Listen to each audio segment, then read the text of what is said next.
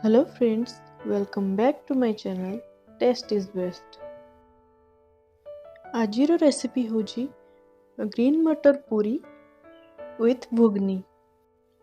तो चलतु आम फास्ट मटर को मुझे धोई नहीं भल भाव।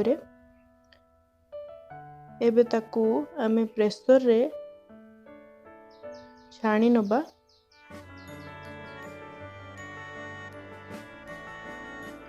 देखो मुझे प्रेसर रे छाणी नहीं ता संगे मुझे काटी रखी आलू को दुईटी आलू को मुझे दुईटी आलू को ता संगे मु पकेदेवी।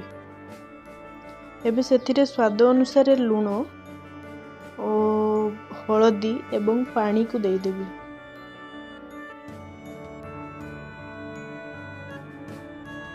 एवं मटर को सिझिबा पई मटर को सिझिबा पई इंडक्शन रे बसैछि, किंतु गैस रे जदि आपण माने बसैबे तो हाई फ्लेम रे गोटे सीटी एवं लो फ्लेम रे 15 मिनिट पर्यंत बसैले मटर को भल भाव सिझी जिवे। एबे हम पूरी पई ओटा को रेडी करनबा। एठी मु 2 कप ओटा नेछि एवं 2 कप ओटा संगे गोटे कप मैदा मुया संगे मिक्स करिछि।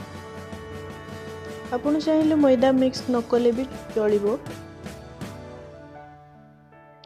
तारे देखंतु मु ग्रीन मटर को नै जाइछि एवं मिक्सिंग जार रे ताकू ग्राइंड करनबा। ग्राइंड कर सला परे देखंतु ओटा रे हमें स्वाद अनुसार लूण दे दबा।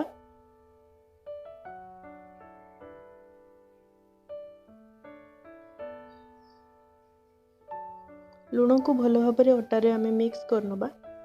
मिक्स कर सारा परे ओटारे आम रिफाइंड ऑयल को दे दबा एवं भल भाव ऑयल को ओटा संगे मिक्स करनबा, जहा द्वारा कि आम पूरी टी भल भाव खास्ता हबो।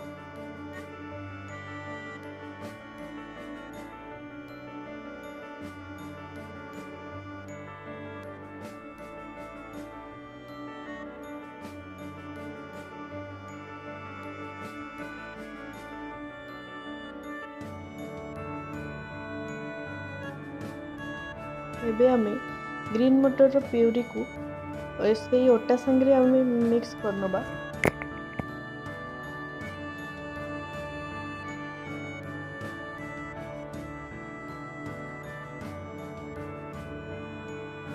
मिक्स कला परे आमे अल्प अल्प पानी नहीं एबे ओटा को भल भाव लगे नबा।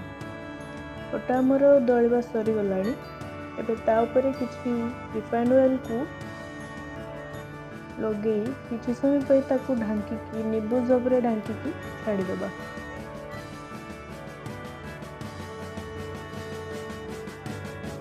एबे आमे घुगनी पई एठी मसला रेडी करनबा।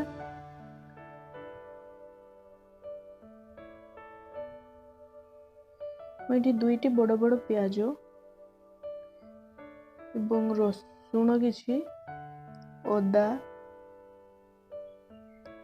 और टमाटो को एकासह ग्राइंड कर नेछि और कंचा लंका मध्य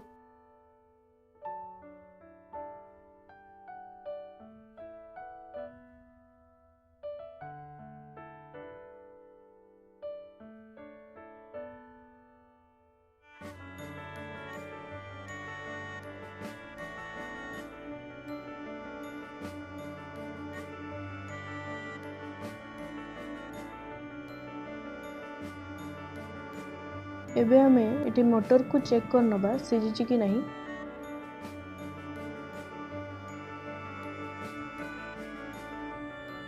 देखो मटर मोर भल भाव पूरा सिझी जाइछि। एबे कड़ाई रे किछि तेल नहीं जिबा,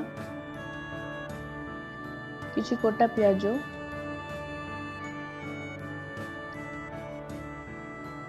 प्याज को गोल्डन ब्राउन होगा पर्यंत फ्राई करनबा।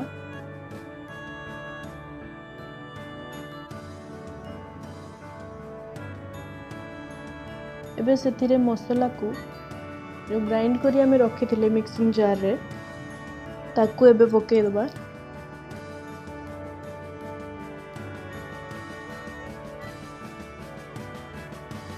एबे से स्वाद अनुसार लुण नहीं जिबा। मन रखिथे आमे मटर को सिजेबा बेले सेथिरे मध्य लुण आ हळदी देइथिले। तेणु एठी मसला अनुसार दबा अल्प जीरा गुंड, हळदी हाफ चमच, 1 चमच लंका गुंड। एबे याको भल भाबरे मिक्स करनबा मसला को एवं मसला को किछि समय फ्राई हो पई छाड़ दबा। एबे सेथिरे हाफ चमच चाट मसला नहीं दिबा।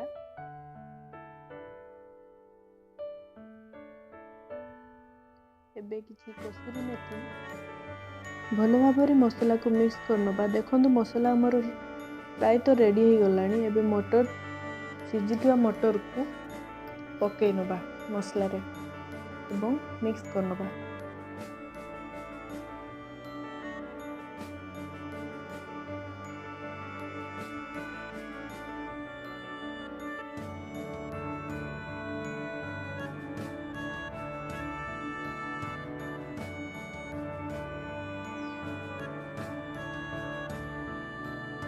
किसी समय फुटिबा परे मटर तरकारी को काढ़ी नबा। समय फुटेबानी नले आम तरकारी बहलिया हो जिवो। एबे चलंतु करेई बसेबा। आ गोटे करेई कास्ट आयरन रो करेईटी बसैछि। सेथिरे तेल आमे डाली नबा पूरी छाणिया पई। एबे आमे पूरी अटा को आउ थरे खोलिबा। देखंतु टिके फुली जाइछि हम अटा। एबे आउ थरे भलो से ताकू मिक्स करनबा अटा को। अटा ऊपर जेहेतु आमे ऑयल देथिले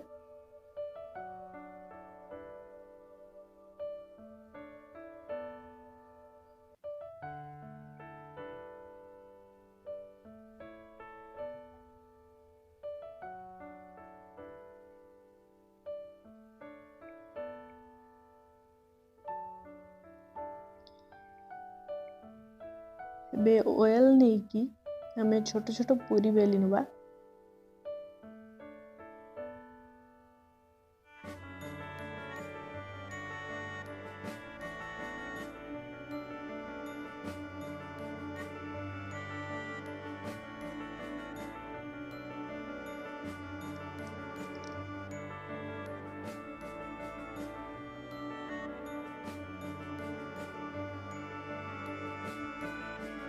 ग्रीन मटर आम देह पे बहुत भल।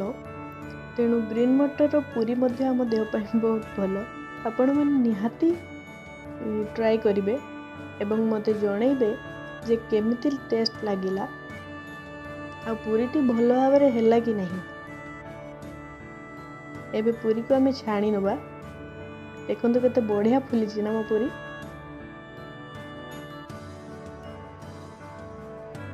जो मैंने मो चैनल को नुआ आछंती please like share comment and subscribe my channel